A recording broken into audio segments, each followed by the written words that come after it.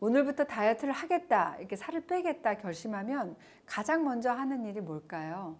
뭐 사람에 따라 다르긴 하겠지만 대부분이 이것을 검색해서 공부하고 외우기도 하고 심지어는 책상이나 냉장고 앞에 딱 붙여놓기도 합니다. 바로 식품 칼로리표입니다.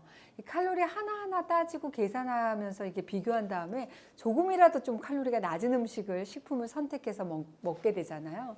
정말 칼로리가 높은 식품은 무조건 살이 찔까요? 물론 칼로리가 다이어트 하는데 어느 정도 도움은 될 수 있지만 살을 빼는 데 있어서 절대적인 기준이 될 수는 없습니다.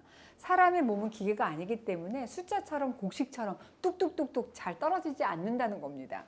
우리 몸은 그렇게 단순하지 않을 뿐만 아니라 우리가 먹은 음식이 뱃살, 허벅지살, 팔뚝살로 만들어지기까지는 정말 굉장히 다양한 효소나 세포들이 운동, 또 호르몬, 이런 활동, 이런 것들 굉장히 복잡한 과정을 거치게 되는 거거든요. 즉 우리가 어떤 칼로리의 식품을 먹는다고 해가지고 그 칼로리만큼 살이 다 찌는지는 정확하게 판단할 수 없습니다. 예를 들어서 뭐 A라는 음식은 칼로리가 300이고 B라는 음식은 400칼로리라고 하잖아요. 그럼 우리는 어떻게 해요? 당연히 칼로리가 낮은 A라는 음식을 선택하죠. 그런데 알고 보니까 A라는 음식은 감자튀김하고 제로콜라였고 B 음식은 계란 두 알하고 아보카도 하나였습니다.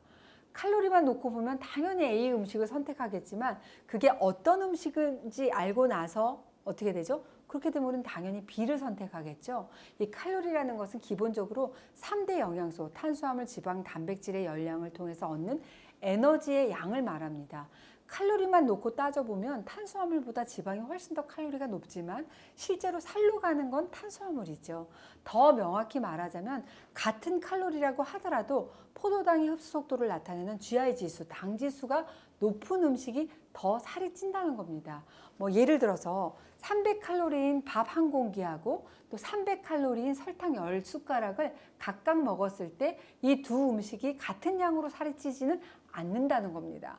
밥 한 숟가락이 소화되기 위해서는 씹고 반죽하고 소화되는 그런 과정에서 우리 몸 자체 내에서 열량을 내고 칼로리가 소비될 뿐만 아니라 체내 흡수 또한 천천히 진행되는 반면에 단순당이죠. 설탕은 씹고 반죽하는 과정이라고 할 것도 없이 바로 입속에서 녹아서 흡수가 되기 때문에 바로 살로 간다는 겁니다.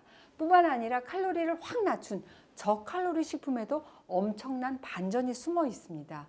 왜 얼마 전까지만 해도 설탕 대신 저칼로리 인공 감미료가 들어간 제로 땡땡, 무설탕 땡땡 같은 이런 식품이 다이어터들 사이에서 굉장한 인기를 끌었죠. 실제로 이 저칼로리 인공 감미료가 우리 몸의 대사 활동을 교란시키고 또 지방 축적을 촉진해서 살찐 사람은 더 살찌게 만들고 혈당을 높입니다.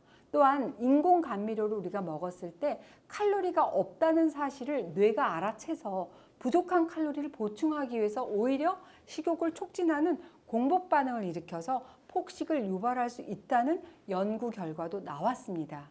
살을 빼기 위해서 무조건 칼로리를 맹신해서 식품을 선택한다면 오히려 더 큰 비만을 불러올 수 있다는 겁니다. 또한 사람마다 기초대사율, 즉 태우는 칼로리의 양이 다르기 때문에 먼저 나의 기초대사량이 어느 정도인지를 정확하게 파악하는 것이 이 칼로리만 따져서 먹는 식사법보다 훨씬 더 중요합니다. 그래도 나는 칼로리를 따져서 음식을 먹어야겠다 라고 하신다면 가공식품이나 인스턴트 식품이 아닌 자연 그대로의 날 음식만 가지고 따져야겠죠. 물론 이런 거는 현실적으로 굉장히 많은 제약이 있습니다.